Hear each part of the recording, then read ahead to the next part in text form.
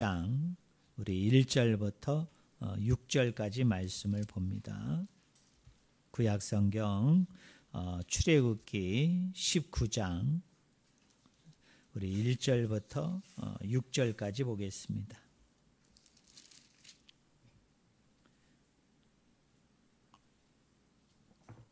제가 가지고 있는 성경책은 구약성경 110쪽입니다.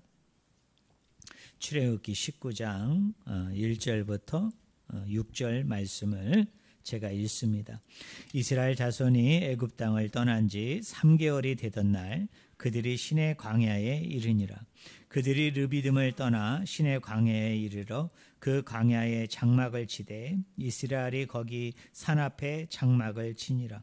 모세가 하나님 앞에 올라가니 여호와께서 산에서 그를 불러 말씀하시되 너는 이같이 야곱의 집에 말하고 이스라엘 자손들에게 말하라. 내가 애굽 사람에게 어떻게 행하였음과 내가 어떻게 독수리 날개로 너희를 업어 내게로 인도하였음을 너희가 보았느니라. 세계가 다 내게 속하였나니 너희가 내 말을 잘 듣고 내 언약을 지키면 너희는 모든 민족 중에서 내 소유가 되겠고 6절 우리 같이 읽겠습니다. 너희가 내게 대하여 제사장 나라가 되며 거룩한 백성이 되리라. 너는 이 말을 이스라엘 자손에게 전할지니라. 아멘. 오늘 같이 읽은 본문 말씀을 가지고 제사장 나라의 사명이란 제목으로 같이 하나님의 말씀을 우리가 나누기를 원합니다.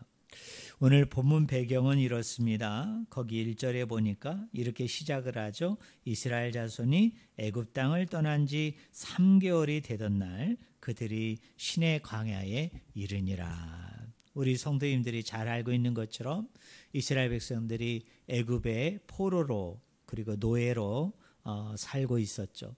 그런데 하나님께서 그들의 그 고통의 울부짖음의 소리를 들으시고 마침내 하나님의 정한 때가 되어져서 하나님이 모세라는 위대한 지도자, 구원자를 세워서 이스라엘 백성들을 그 애굽에서 탈출시킵니다. 우리가 이 사건을 일명 출애굽 사건이다 또는 출애굽 탈출기다 이렇게 우리가 명명을 합니다. 그래서 이스라엘 백성이 이제 애굽을 떠나서 하나님이 약속하셨던 또 하나님께서 주고자 했던 가나안 땅을 향해서 이 백성들이 이제 가게 되어집니다. 그리고 나서 3개월이 지나서 이 사람들이 도착한 곳이 어디냐? 바로 시내 광야, 시내산이 있는 그 광야에 이 사람들이 도착을 하게 되어진 것입니다.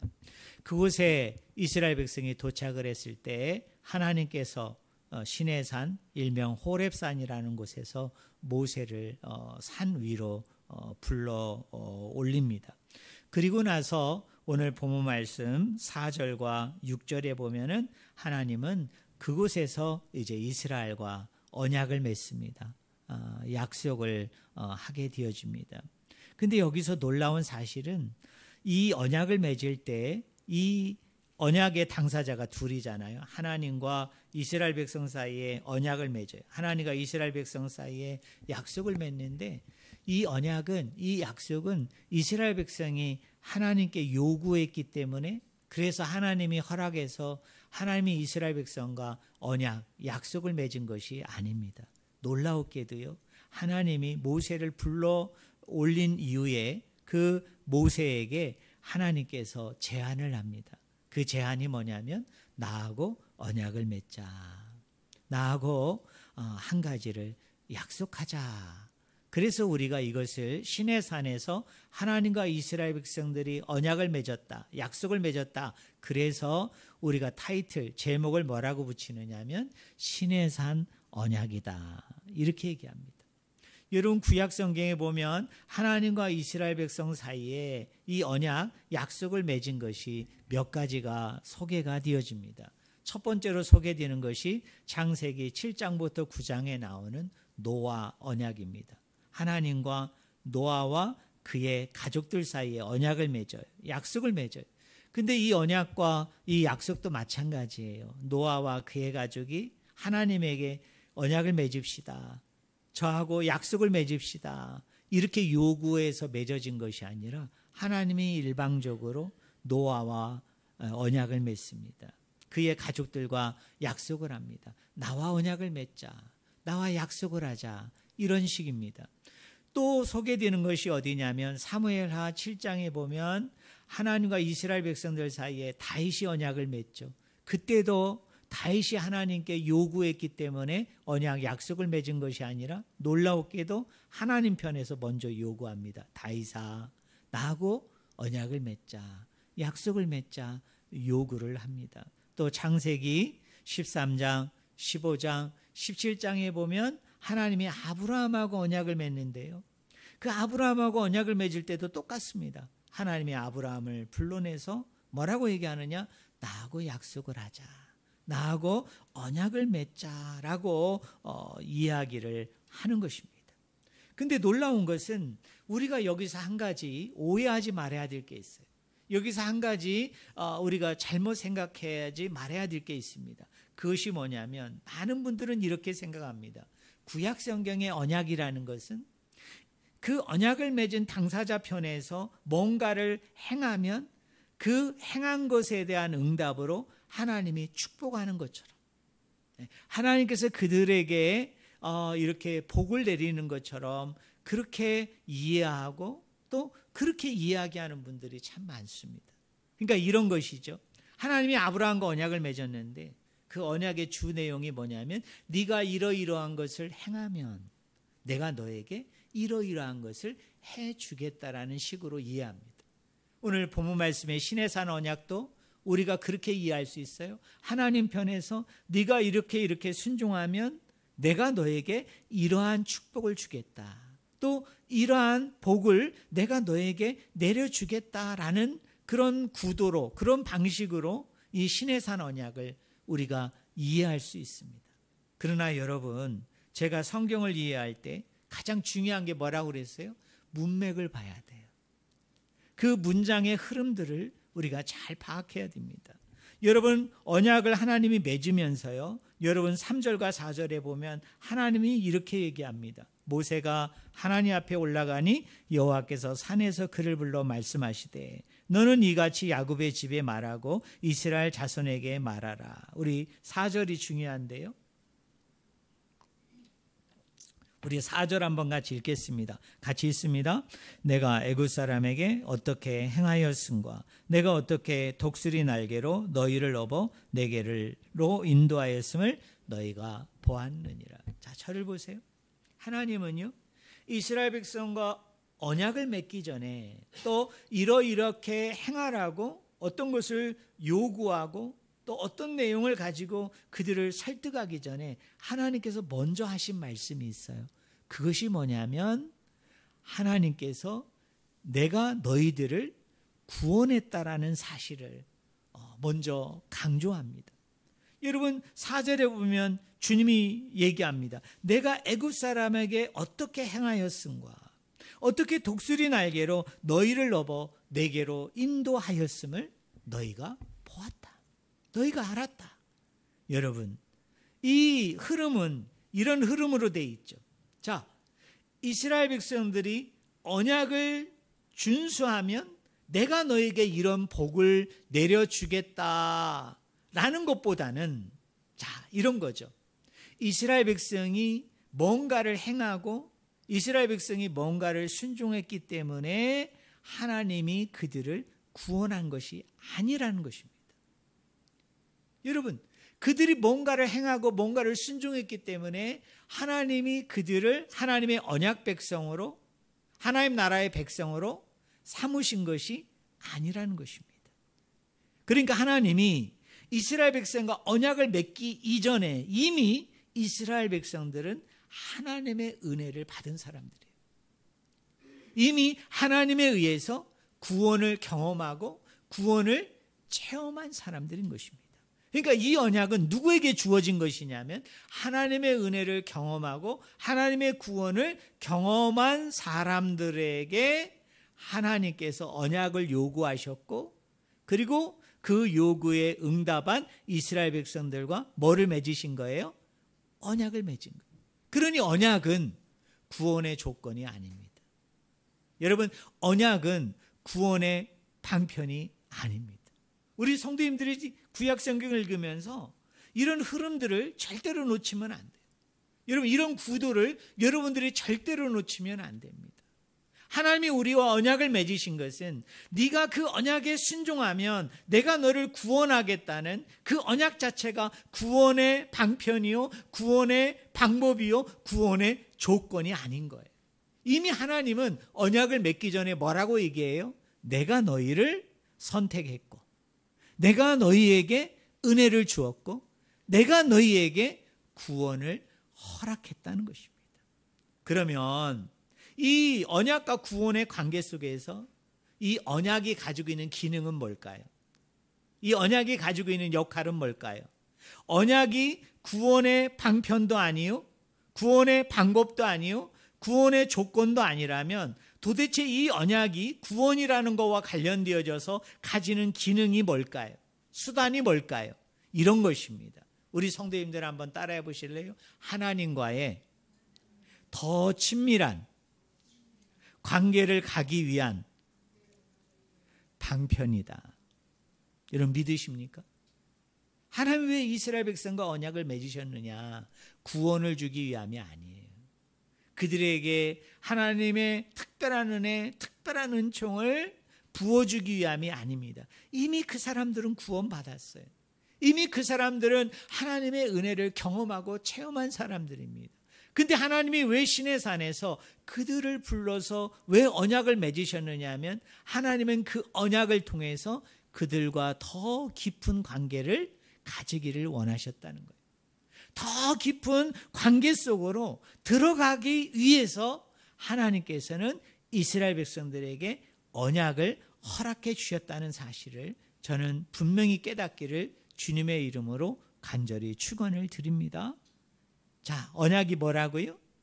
구원의 수단과 방법이 아니고 하나님과 더 깊은 관계에 들어가기 위한 뭐예요? 방편으로서 하나님이 그들에게 요구하신 것이 뭐냐? 그게 언약입니다. 그리고 하나님께서는 놀라웠게도 그 언약에 너희들이 순종하고 복종하게 되어지면은 내가 이렇게 하겠다라고 얘기하면서 약속을 주십니다. 여러분 거기 5절과 6절에 보면 이렇게 얘기합니다. 세계가 다 내게 속하였나니 너희가 내 말을 잘 듣고 내 언약을 지키면 너희는 모든 민족 중에서 내 소유가 되겠고 라고 얘기합니다. 우리나라 개역개정 성경은 여기에 소유라고 번역을 했습니다. 원래 이 소유라는 단어는 히브리어로 세귤라입니다. 이 세귤러라는 단어는 놀라웠게도요, 이 구약성경을 번역하신 분이 일관되게 이 단어를 똑같이 번역을 해야 되는데 어떤 때는 이렇게 소유로 번역을 하고 또 어떤 때는 특별한 소유라고 번역을 하고 또 어떤 때는 보물이라고 번역을 했습니다. 원래 이 세귤러라는 단어는 직접적인 의미는 뭐냐면 보물입니다. 자, 하나님께서 내 언약을 지키고 순종하면 하나님이 첫 번째로 이스라엘 백성에게 주신 비전이 뭐냐, 사명이 뭐냐, 약속이 뭐냐, 내가 너희들을 뭐로 삼겠다? 나의 보물로 삼겠다.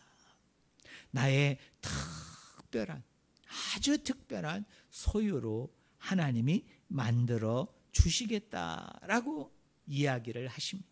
그리고 난 후에 하나님이 그러면 왜 이스라엘 백성들을 이렇게 특별한 소유로, 왜 보물로 만들어 주시느냐, 그 이유가, 그 목적이 6절에 나옵니다. 우리 6절 말씀을 한번 같이 읽어볼까요? 너희가 내게 대하여 제사장 나라가 되며 거룩한 백성이 되리라. 너는 이 말을 이스라엘 자손에게 전할지니라.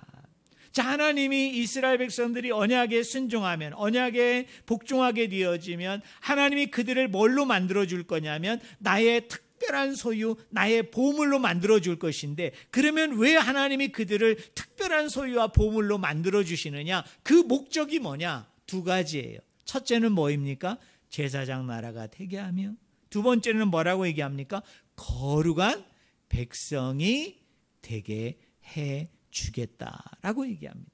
근데 이 문구들을 가만히 보세요.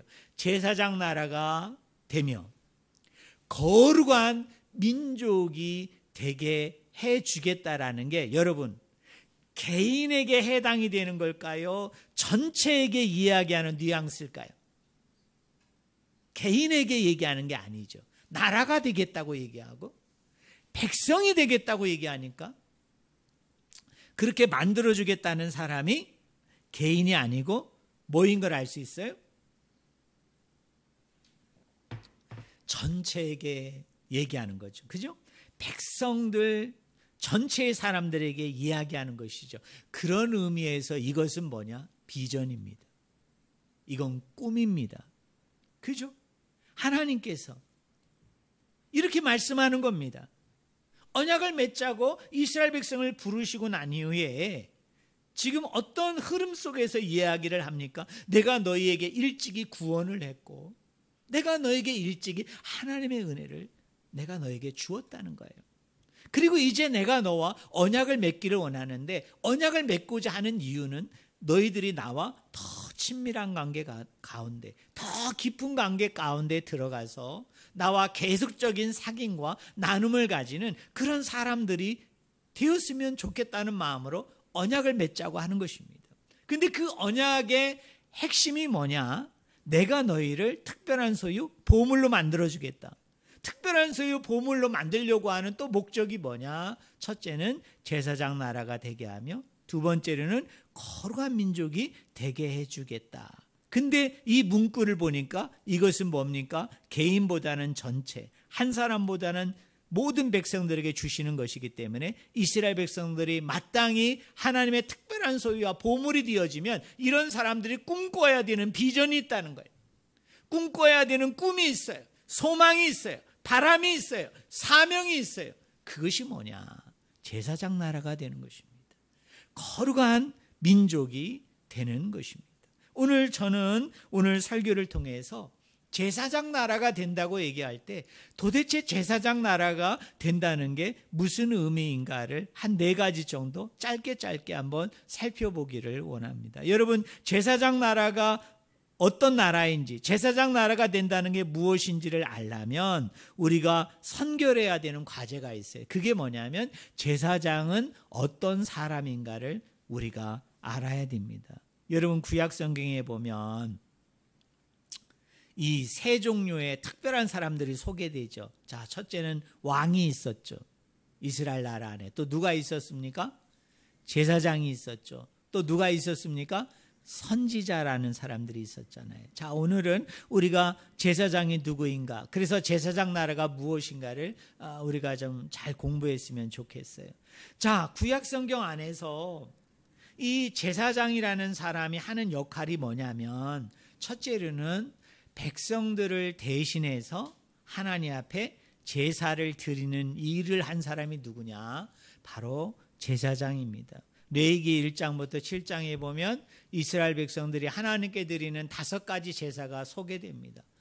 뭐가 있죠? 번제가 있고 소제가 있고 속제제가 있고 하목제가 있고 속제제가 있고 뭐가 있습니까? 속건제가 있어요. 근데 이 5대 제사는 다 누가 하나님 앞에 제사를 올려드립니까? 물론 봉헌자, 일반 백성들이 자기가 하나님께 드릴 제물을 가지고 와서 그 제물을 잡습니다. 그리고 그 제물에 각을 뜹니다. 그리고 난 후에 번제단 제단 위에 그 제물을 올려다 놓습니다. 그리고 난 후에 제사장이 어떻게 합니까? 그것을 받아서 하나님 앞에 백성들을 대신해서 제사를 드리는 그 역할을, 그 일을 했던 사람이 누구냐면 제사장입니다. 자, 이 제사장이라는 말은 히브리어로 코헨입니다. 이 코헨이라는 단어는 쿤이라는 동사에서 왔어요. 그러면 쿤이라는 이 동사의 의미가 뭐냐면 한번 따라해 보실래요? 봉사하거나 돕는 사람. 그러니까 제사장은 어떤 사람이에요? 봉사하는 사람이에요. 제사장은 어떤 사람입니까? 돕는 사람이에요. 그래서 이사야서 61장 6절에 보면은 이사야는 제사장을 뭘로 소개하느냐 하면 제사장은 봉사하는 사람이다. 무슨 봉사를 할까요? 많은 봉사가 있지만 백성들을 대신해서 하나님 앞에 짐승 제사를 드려주는 사람이에요. 짐승 제사를 하나님 앞에 올려드리는 일을 했던 사람이 누구냐? 그 사람이 바로 제사장입니다. 자, 그럼 우리 생각해 봅시다. 우리가 하나님의 제사장 나라예요. 저와 여러분이 하나님의 제사장의 나라가 돼야 됩니다. 여러분, 제사장의 나라가 된다는 첫 번째 의미가 뭐일까요? 봉사하는 사람이에요. 남을 위해서 수고하고 헌신하고 희생하는 사람들입니다. 하나님께서 특별히 저와 여러분을 제사장의 나라로 삼아주신 것은 어떤 것이냐? 하나님을 대신해서, 주를 대신해서 내가 무엇인가를 열심히 봉사하고, 누군가를 돕고, 누군가를 섬기고, 누군가를 위해서 희생하는 일들을 감당하는 그런 일들이 일어나는 나라, 그 나라가 뭐입니까? 제사장의 나라입니다. 목사인 저도, 또 우리 사랑하는 우리 집사님들도, 또 권사님들도, 우리 성도님들도 하나님이 우리에게 부여하신 사명이 뭐냐? 하나님이 우리에게 부여하신 비전이 뭐냐? 우리는 남에게 군림하고 다스리고 명령하고 대접받고 그리고 인정하고 높여지기를 좋아하는 사람들이 아니라 교회 공동체뿐만 아니라 가정 안에서, 일터 안에서, 모든 곳에서 만나는 모든 사람들을 하나님의 이름을 가지고, 예수님의 이름을 가지고 다양한 분야와 다양한 일을 통해서 우리는 뭐 하는 사람들이에요? 그 사람들을 봉사하는 사람, 옆에서 돕는 사람, 옆에서 도와주는 그 역할을 하나님이 감당하라고 세운 사람들이 누구냐? 저와 여러분이 제사장이고, 그런 사람들이 모여있는 것이 뭐입니까? 제사장 나라인 줄로 믿습니다. 자, 두 번째로 제사장은 뭐 하는 사람이냐? 우리 한번 따라해 보겠습니다. 기도하는 사람. 제사장이 뭐 하는 사람이라고요? 기도하는 사람. 제사장은 뭐 하는 사람이냐? 중보 기도하는 사람입니다. 자, 레위기 1장부터 7장에 보면 5가지 제사가 나오는데 두 번째 제사가 뭐냐면 소제입니다. 자, 번제도, 그 다음에 하목제도, 속죄제도, 속건제도 다 짐승을 잡아서 하나님 앞에 제사를 드립니다. 소를 잡고요, 염소를 잡고요, 양을 잡습니다. 가난한 사람들은 그런 동물을 드릴 수가 없어서 하나님께서는 어떻게 하느냐 하면 비둘기를 잡아서 하나님 앞에 제사를 드리도록 그렇게 했습니다. 근데 이 소제는 다른 4개의 제사하고는 아주 다르게, 이 소제는 뭐를 가지고 제사를 드리느냐 하면 밀가루를 가져와서 그 고운 밀가루를 태워서 하나님 앞에 제사를 드립니다.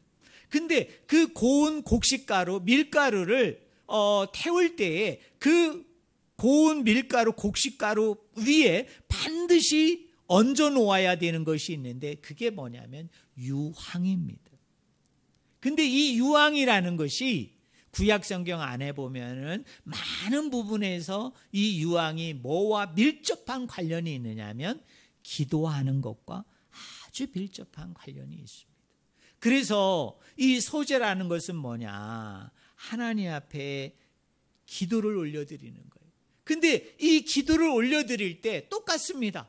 자, 우리가 짐승 제사를 드릴 때 봉헌자인 일반 백성들이 짐승을 가져오면 봉헌자가 직접 드리지를 않고 누가 그것을 대신해서 하나님 앞에 드린다고 그랬습니까?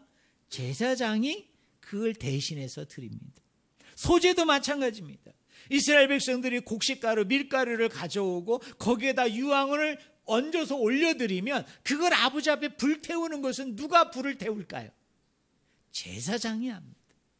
그럼 소제가 기도를 상징한다면 제사장이 그 소제를 대신해서 드렸으니까 이 기도도 물론 우리 성도들이 아버지 앞에 나와서 기도하지만, 이스라엘 백성들이 아버지 앞에 나와서 기도하지만 그 기도를 받아서 제사장이 하나님 앞에 가서 뭐 하는 거예요? 대신해서 그 기도를 아뢰입니다. 고백합니다. 이거를 우리가 뭐라고 얘기할 수 있느냐면 중보기도라는 것이죠. 자, 하나님이 우리를 제사장으로 삼으신 이유는 우리를 제사장의 나라로 삼으신 두 번째 핵심적인 이유는 뭐냐면 중보 기도자로 저와 여러분을 세운 줄로 믿습니다. 사랑하는 성도 여러분, 다 개인을 위해서 그리고 내 가정을 위해서 기도하는 것도 중요하지만 우리 하나님께서 우리를 제사장 나라로 삼으신 것 중에 그 핵심이 뭐냐? 이 백성들을 위해서, 이 민족들을 위해서, 그리고 이 교회 밖에 있는 여러 영혼들을 놓고 우리가 아버지 앞에 부르짖어야 되는, 간구해야 되는 이 중보기도의 사명이 저와 여러분에게 주어졌다는 것을 믿고 기도를 늘 게을리하지 아니하고, 여러분 개인 기도도 중요하지만 교회를 품고 가정을 품고 이 지역사회를 품고 이 민족과 국가와 세계 열방을 품고 하나님 앞에 중보기도의 사명을 잘 감당하는 저와 여러분이 되기를 주님의 이름으로 간절히 축원을 드립니다. 자, 세 번째로 제사장은 뭐 하는 사람이냐? 따라하겠습니다. 축복을, 따라하겠습니다. 복을 비는 자이다. 네. 대표적인 게 뭐냐면 민수기 6장 24절 26절에 보면요, 저번에 제가 설교를 했는데 대제사장의 아론의 축복의 기도가 나옵니다. 우리가 일명 아론의 축복 기도다 또는 제사장의 축복 기도다. 근데 저는 이게 마음에 안 들어서 뭐라고 그랬습니까? 광야의 축복 기도다라고 이야기했습니다. 하나님은 제사장에게 어떤 사명을 주셨느냐, 어떤 역할을 주셨느냐? 백성을 축복하도록, 그 성전에, 그 뜰에 나와 있는 그 많은 사람들을 향해서 복을 빌어주는, 바로 축복 기도를 하는 사명과 비전 가운데 세워진 사람이 누구냐? 그 역할을 감당하는 사람이 누구냐? 바로 제사장입니다. 출애굽기 12장 3절에 보면요, 말씀을 띄워주세요. 너를 축복한 자에게는 내가 복을 내리고 너를 저주한 자에게는 내가 저주하리니 땅의 모든 족속이 너로 말미암아 복을 받을 것임이라 라고 얘기합니다. 여러분, 이 약속은, 이 축복은 누가 받은 거냐면 아브라함이 받았습니다. 근데 성경은 저와 여러분을 뭐라고 얘기합니까? 아브라함의 자손이다, 아브라함의 아들과 딸이라고 얘기했습니다. 우리는 아브라함의 영적인 아들과 딸들이기 때문에 우리에게도 이 아브라함에게 주셨던 이 축복의 권세가 저와 여러분에게도 동시에 주어진 줄로 믿습니다. 여러분이 누구를 축복하면 하나님이 어떻게 하시겠다고요? 하나님은 그 영혼을 축복하겠다는 거예요. 여러분이 복의 근원이기 때문에, 여러분 자체가 복 그 자체이기 때문에 하나님께서는 여러분을 통해서 이 만인들을 축복하는 그 자리에, 그 통로로 저와 여러분을 삼으셨다는 사실을 깨닫고 여러분 다른 사람을 늘 축복하고 복을 비는 그런 귀한 역사가 저와 여러분들 가운데 있기를 주님의 이름으로 간절히 축원을 드립니다. 예전에 제가 온누리교회를 잠깐 나갔을 때 그 온누리교회에 이제 우리 그 아들하고 딸을 이렇게 그 유아부실에 이렇게 보내고 이제 저희들은 본당에 올라가서 이제 본 예배를 드리고 이제 나중에 그 유아실에 이제 아이들을 데리러 가면은 그 유아실에서 우리 아이들하고 이렇게 여러 가지 이제 그 프로그램들을 하잖아요. 행사를 하잖아요. 뭐 예배에서부터 시작해서. 근데 그때 제가 제일 그 감동이 되면서도 도전이 됐던 게 뭐냐면 예배가 다 끝나니까 그 이렇게 반별로 이제 아이들이 다 흩어져 있잖아요. 근데 그 분반 선생님이 장로님도 계시고 또 권사님도 계시고 또 우리 지사님도 계신데요. 정말 감동적이면서도 너무 고마운 게 뭐냐면 이제 분반 공부가 다 끝나면은 선생님이 한 아이들을 딱 이렇게 일렬로 세워가지고 분반별로 목사님도 아닌데 전사님도 아닌데 장로님인 선생님이, 권사님인 선생님이, 지사님인 선생님이 어떻게 하냐면 아이를 품에 꼭 껴안고 축복 기도를 해주는 거예요. 여러분, 복을 비는 기도를 해주는 거예요. 저는 그때 너무 감동적이고 너무 기쁘고 좋았어요. 여러분, 축복은 목사만 하는 게 아니에요. 축복은 교회의 무슨 전도사들이나 또는 이렇게 성직자들만 하는 게 아닙니다. 하나님께서는요, 아브라함의 아들과 딸인 저와 여러분들, 정말 예수님을 인격적으로 만나고 믿는 저와 여러분들에게 다 뭘 주셨느냐 하면 그 복의 권한을 줬어요. 그 복을 빌어줄 수 있는 그 자격을 여러분에게 다 주었습니다. 그렇기 때문에 여러분들도 여러분의 자녀들을 안고 또 여러분 알고 지내는 사람들과 손에 손을 맞잡고, 아니 손을 못 잡으면 서로 보면서 늘 축복을 빌어주고 복을 빌어줌을 통해서 하나님의 축복이 여러분에게 다 임하게 되는, 그들에게 임하는 귀한 은혜, 귀한 역사가 있기를 주님의 이름으로 간절히 축원을 드립니다. 자, 네 번째로 마지막으로 제사장은 어떤 사람들이냐 따라하겠습니다. 하나님과 이 세상 사람들의 중개자이다. 이 사명을 감당하는 사람들이 누구냐? 제사장입니다. 여러분, 우리 하나님은 거룩하신 분입니다. 우리 하나님은 거룩하시기 때문에 그 안에 더러움이 없습니다. 불의가 없습니다. 이 죄에 찢기나 때가 없는, 정말 그 자체로 거룩하신 분입니다. 그런데 이 하나님은 거룩하신 분이기 때문에 어떤 의미에서는 상당히 좋죠. 기쁘죠. 감사하죠. 그런데 이걸 역으로 생각하면요, 하나님은 너무나 거룩하신 분이기 때문에 무서운 분입니다. 여러분, 두려운 분입니다. 왜냐하면 너무너무 거룩하기 때문에 죄인된 우리가, 죄의 찢기와 때가 묻어있는 우리가 근접할 수 없는, 가까이 할 수 없는, 함께 할 수 없는 분입니다. 그래서 어떤 부분에서 이런 겁니다. 내가 하나님을 모시고 산다는 건, 내가 하나님과 함께 산다는 건 되게 은혜로운 일이면서도 어떤 의미에서는 너무나 무시무시하고 너무나 두려운 일이죠. 하나님이 나와 함께 하신다, 하나님이 나와 동행하신다, 하나님이 나와 같이 하신다는 것은 너무 좋은 일이에요. 감사한 일이에요. 너무나 축복이죠.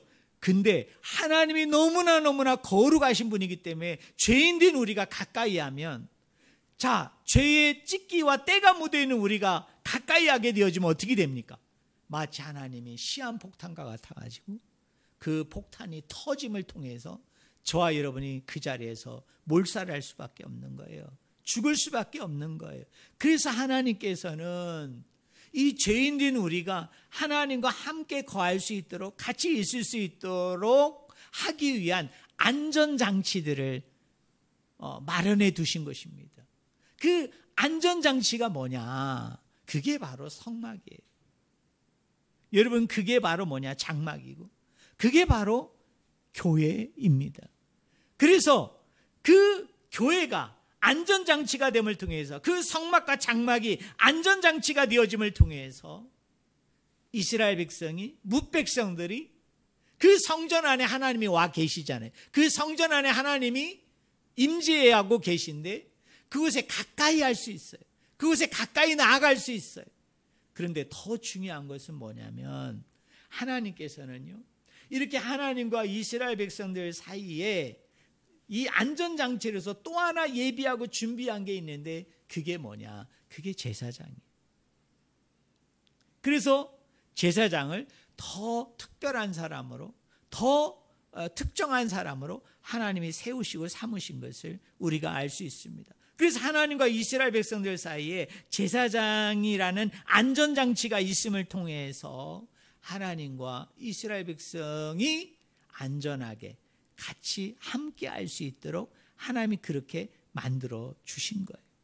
그런데 놀라운 것은 뭐냐면, 우리 하나님께서는요, 그 제사장이라는 몇몇 사람들만 이렇게 안전장치로서 바로 하나님과 사람들이 함께 할 수 있도록 그렇게 만들어 주는 것을 소수의 그 사람들에게만 맡긴 것이 아니라, 하나님의 비전과 꿈은 뭐냐면 이스라엘 백성 전체가 제사장이 되는 거예요. 오늘날로 얘기하면 하나님을 믿는 저와 여러분들이 다 제사장이 되기를 원하십니다. 자, 그러면 오늘 저와 여러분이 하나님의 제사장이 된다는 이유는 뭘까요? 하나님과, 그리고 모든 사람들이 함께 머물 수 있도록 함께 할 수 있는 그 중개자로서, 그 중간에 안전장치로서 저와 여러분들이 그 역할과 그 사명을 감당하도록 하시고자 하는 것이 뭐냐? 그게 바로 제사장 나라의 사명인 것입니다. 쉽게 얘기하면 이런 것입니다. 하나님 앞에 세상의 사람들이 어떻게 할 수 있도록 가까이 할 수 있도록, 저 세상 사람들이 하나님 앞에 가까이 나올 수 있도록, 그리고 저 세상 사람들이 아버지 앞에 나와서 안전하게 그 아버지 안에 거하면서 그 하나님의 공급해 주시는 그 은혜, 그 축복, 그 사랑 가운데 계속적으로 놓이게 할 수 있는 그 중간 매개적인, 그 중개자적인 그 역할과 사명을 감당해야 되는 사람들이 누구냐? 그 사람들이 바로 저와 여러분인 것입니다. 여러분 믿으십니까? 우리에게 그런 사명이 있어요. 우리에게 그런 비전이 있어요. 하나님은요, 그걸 우리에게 요구하시는 거예요. 그걸 하나님은 저와 여러분에게 그것을 바라고 꿈꾸시는 겁니다. 너도 하나님 앞에 근접할 수 없는 사람이었고, 감히 하나님 앞에 나아갈 수 없는 사람이었고, 감히 하나님과 함께 할 수 없는 사람이었잖아요. 그런데 여러분 그거 아십니까? 내가 아버지 앞에 나오는 데 있어서는 누군가가 제사장의 역할을 해준 것이죠. 누군가가 제사장 나라로서의 그 사명과 비전의 역할을 해준 것이죠. 그게 전도자죠. 그게 전도하는 어떤 사람이 있었던 것이죠. 그 사람이 저와 여러분에게 전도했기 때문에, 저와 여러분을 그 하나님 앞으로 이끌어 주었기 때문에, 그 아버지 앞으로 이끌어 나왔기 때문에, 그 사람이 그것이 제사장의 역할인데, 그 제사장의 역할을 이분이 감당했기 때문에 우리가 하나님과 지금 같이 할 수 있는 거예요. 같이 해도 이 시한폭탄이 안 터지는 거예요. 이 시한폭탄이 터짐을 통해 저와 여러분이 그 자리에서 즉사하지 않아도 되는 거예요. 그러면 오늘 우리에게도 어떤 사명이 있습니까? 이 교회 밖의 사람들, 세상 밖의 사람들, 아직도 주님을 알지 못하는 사람들에게 우리가 제사장의 사명을 감당해야 된다는 이야기가 무엇입니까? 마치 하나님과 이스라엘 백성 사이에 제사장이 중개자의 역할을 감당함을 통해서 안전장치가 되어짐을 통해 하나님과 이스라엘 백성들이 함께 할 수 있도록 그렇게 그 중개자로서의, 그 연결 통로로서의 그 역할과 사명을 감당했다면 오늘 저와 여러분들도 제사장의 나라가 돼서 제사장이 되어져서 그 밖에 있는 사람들을 교회로 인도함을 통해, 주님 앞으로 인도함을 통해 여러분이 제사장이 되어서 안전장치가 되어져서 그 사람들이 하나님과 함께 할 수 있는, 함께 거할 수 있는, 함께 여러분 연합할 수 있는, 하나 될 수 있는 그 사명과 부르심 가운데 오늘 저와 여러분을 세우셨다는 사실을 저는 여러분들이 반드시 믿기를 주님의 이름으로 간절히 축원을 드립니다. 그러면서요, 짧게 한 가지만 더 이야기하면, 이 하나님의 중개자로서 저와 여러분을 제사장과 제사장의 나라로 삼아주신 이유가 바로 이것이고요. 또 하나 있는 것은 뭐냐면 그것을 통해서 따라하겠습니다. 거룩이 확장이 되기를 원한다. 네, 거룩이 확대가 되어지기를 원합니다. 우리가 말씀을 띄워주세요. 스가랴서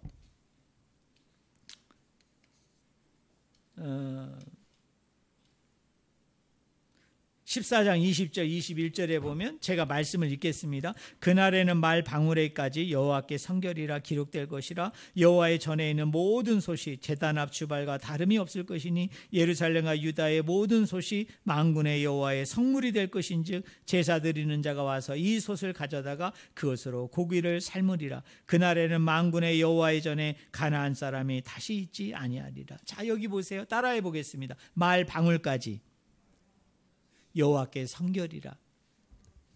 여러분, 여호와께 성결이라는 단어, 이 말은 여러분 성전 안에 어디에 이 말이 붙어 있느냐면 제사장이 옷을 입잖아요. 제사장이 옷을 입으면 요 이마에다가 이렇게 터번을 두릅니다. 터번을 여기다 이렇게 끈을 갖다가 이 머리를 이렇게 묶습니다. 근데 요 이마에 이 끈 위에 이 터번 위에 무슨 단어가 써 있느냐면 여호와께 성결이라는 단어가 여기에 쓰여져 있어요. 그런데 오늘 스갈에서 말씀을 보니까 뭐라고 그래요? 제사장의 머리에 쓰여 있는 이 여호와의 성결이라는 단어가 어디에까지 써 있다? 말이라는 가축이 있잖아요. 짐승이 있잖아요. 그 말에 보면 뭐가 있습니까? 방울이 매달려 있죠. 딸랑딸랑 방울이 맺어 있는데 그 말 방울까지에도 여호와께 성결이라라고 달리게 되어질 것이다. 쓰여지게 될 것이다. 그게 뭡니까? 여호와의 거룩이, 하나님의 거룩이 짐승에까지, 그 짐승에게 붙어 있는 그 새로 만든, 동으로 만든, 구리로 만든 방울까지도 여호와께 거룩하게 되어지는 일들이 일어나게 되어질 것이다. 이렇게 얘기합니다. 여러분, 성전 안에 보면 많은 솥이 있습니다. 그 솥들 중에 가장 거룩의 단계가 가장 깊은 솥은 어디냐면 그 성전 안에서 쓰이는, 그 제사 가운데 쓰이는 그 주발이라고 일명 불려지는 그 솥이 가장 거룩한 곳이에요. 그런데 말세가 되면, 종말이 되어지면 여호와의 거룩이 어떻게 확장이 되어지느냐 하면 그 제단 위에 올려놓은 그 주발로 만든 솥만 거룩해지는 게 아니라 성전 안에 있는 모든 솥들도 다 거룩하게 되어질 것이다. 하물며 일반 백성들의 가정 안에 있는, 가정에서 밥을 지어 먹고 국을 끓여 먹는 그 모든 솥들도 다 거룩하게 되어질 것이다 라고 얘기해요. 이게 뭐입니까? 말세가 되면, 종말이 되어지면 이런 거룩이, 이 성전 안에만 머물러 있던 이 거룩이, 제사장의 머리에만 머물러 있던 이 거룩이 가축에까지, 여러분 어떤 물건에까지, 그리고 그 성전 안에 있는 솥만이 아니라 집 안에 있는 모든 솥이라는 솥까지 다 거룩해 되는 그 일들이 일어나게 되어질 것이라는 거예요. 근데 이것이 주님의 비전이고 이게 주님의 사명이고 이게 주님의 꿈인데 이걸 누굴 통해서 그 일을 이루어 나가시겠다는 것입니까? 제사장 된 저와 여러분을 통해서, 저와 여러분을 제사장의 나라가 되게 함을 통해서 하나님의 거룩이 우리 안에만 머무는 것이 아니라, 이 교회 공동체 안에만 머무는 것이 아니라, 하나님을 믿고 구원받은 하나님의 백성들에게만 머물러 있는 것이 아니라 놀라웠게도 이 거룩이 동물에까지, 그리고 너희들이 가지고 있는 물건까지, 그리고 인종을 떠나서, 성별을 떠나서, 계층을 떠나서 어떤 이 세상에 존재하는 모든 영혼들, 모든 사람, 하나님의 창조한 모든 것에 이르기까지 다 거룩하게 되어지는 일들이 종말의 말세에 일어나게 되어질 것이다. 근데 그 사명을 제사장 나라로, 제사장으로 저와 여러분을 빚으심을 통해 그 사명을 저와 여러분을 통해서 이루시고자 하는 것이 하나님의 비전이요, 하나님의 꿈이요, 하나님의 소망이에요. 그럼 오늘 우리가 그 하나님의 비전 가운데, 꿈 가운데, 소망 가운데 우리도 동일한 비전과 꿈과 소망을 품어야 되죠. 어떤 비전과 소망과 꿈입니까? 우리가 제사장 나라가 돼서, 우리가 하나님의 제사장이 되어져서 네 가지 사명을 얘기했습니다. 첫째는 우리는 뭐 하는 사람이요? 세상을 향해 봉사하는 사람. 두 번째는 뭐 하는 사람이요? 중보기도하는 사람. 세 번째는 남을 축복하는 거예요. 다른 사람을 여러분 열심히 축복하시기 바랍니다. 세 번째는 뭐냐? 하나님과 사람을 잇는, 하나님과 사람이 함께 할 수 있도록 만드는 그 완충의 역할, 그 중개자의 역할이 오늘 우리에게 하나님이 부여해 주신 사명이라고 여기고, 여러분 이 사명 가운데, 비전 가운데, 꿈 가운데 날마다 순종하고 복종하는, 그리고 이런 비전과 꿈과 소망을 가지고 정말 부푼 마음을 가지고 그 종말을 향해, 말세를 향해 계속적으로 달려나가는 저와 여러분이 되기를 주님의 이름으로 간절히 축원을 드립니다. 기도하겠습니다. 하나님 아버지, 우리 같이